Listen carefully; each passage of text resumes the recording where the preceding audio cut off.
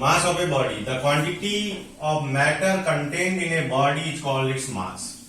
Whatever quantity is present inside a body, that is only its mass, and it's represented by small m, and SI unit of mass is kilogram. Second point, the mass of a body is always constant. Means if it is placed nearby any object, its mass do not change. So it is always remain constant. If we take it on the moon, on the any other planet, then also it remain constant. It can be never zero. If a particle which is very small, then also it has some mass. So mass can never be zero. Third, mass of a body is measure of its inertia of the body. Mass of the body is the measure of its inertia, and larger is the mass, more will be the inertia. We have already studied in the second chapter that mass is a measure of its inertia. Means larger object has more inertia, lighter object has less inertia. Fourth point, mass of a body is a scalar quantity in which only magnitude is required, no direction is required. Fifth point, the mass of a body can be measured by the beam balance. Whatever beam balance we use for measuring the quantity of sugar or anything, in which one side kilogram weight has to be placed and another side comparatively we can find the quantity of that sugar. So that normal balance or beam balance is used for measuring the mass.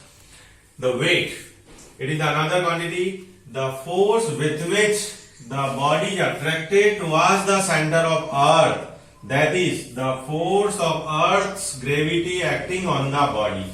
By whatever force any object is attracted towards the center of earth, that amount of force is only equal to its weight, and it's represented by W, and the formula for calculating the weight is W is equal to m into g, where small m is mass of the object and small g is acceleration due to gravity. Means weight can be calculated by the product of mass and acceleration due to gravity. Acceleration due to gravity is remain constant nearby the earth surface. It is 9.8 meter per second square.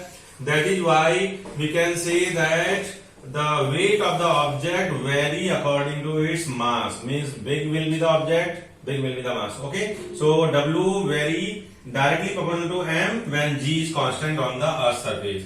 Second point, it is a vector quantity in which direction as well as magnitude both are required. Direction is always in the downward direction. And the third point, weight of a body vary place to place. Weight of the body change. Or even on the earth surface, we have already discussed that on the pole the weight of the body will increase, and even in the equator the weight of the body slightly decrease because of its radius. In the interplanetary space where there is no force of any planet, that in that place small g is zero because no attraction force is applied on that place, and that is why its weight can be zero. So weight of a body can be zero, but the mass of a body will never be zero. So the weight can be measured by spring balance. Whatever spring balance we use, or weighing machine is also one kind of spring balance, we can measure the weight. Sometimes the mass is studied in the term of weight.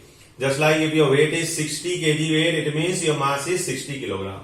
So whenever we have to calculate the weight, we have to multiply by our mass by 9.8. Suppose we are calculating the weight of 1 kilogram object whose mass is 1 kilogram, its weight will be 1 into 9.8 means 9.8 Newton.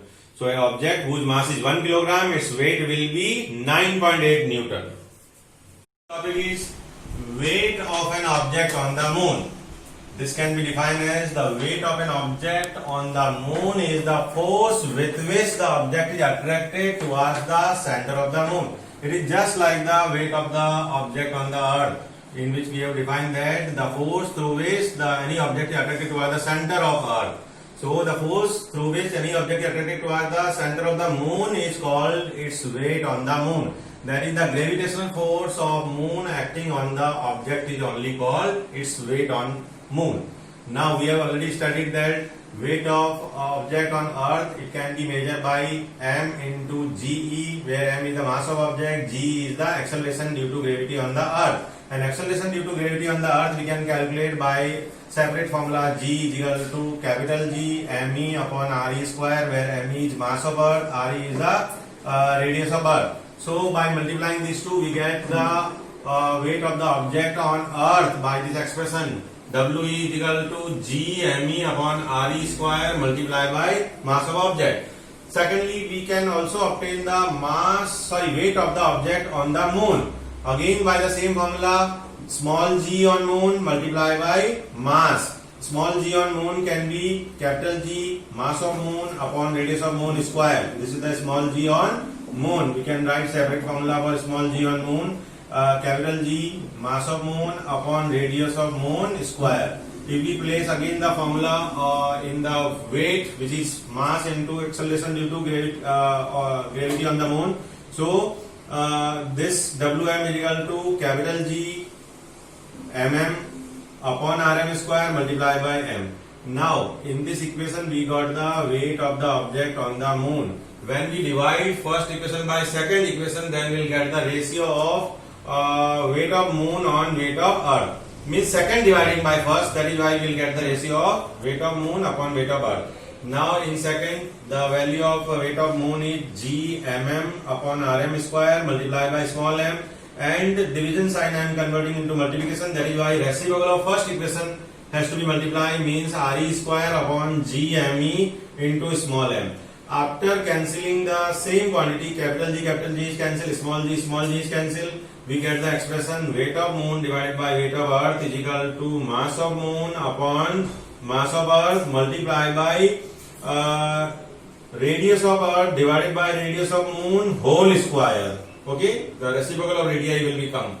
Now if we place the value of these all facts, just like weight of earth is 6 into 10 to the power 24 kilogram approximately, weight of the moon is 7.4 into 10 to the power 22 kilogram, radius of earth is 6.4 into 10 to the power 6, radius of moon will be 1.74 into 10 to the power 6 meter. So by placing all four datas in this relation, means in the ratio Wm upon We is equal to, first of all we shall place the mass of the moon, which is 7.4 into 10 to the power 22, mass of the earth is 6 into 10 to the power 24. Approximately when we divide, we will get the ratio 1:100, approximately 1 by 100. Means earth is 100 times bigger than the moon in the mass. Same way, if we take the square of the ratio of their radii, means inverse ratio of the radii, which is 6.4 into 10 to the power 6 in case of earth and 1.74 into 10 to the power 6 in case of moon.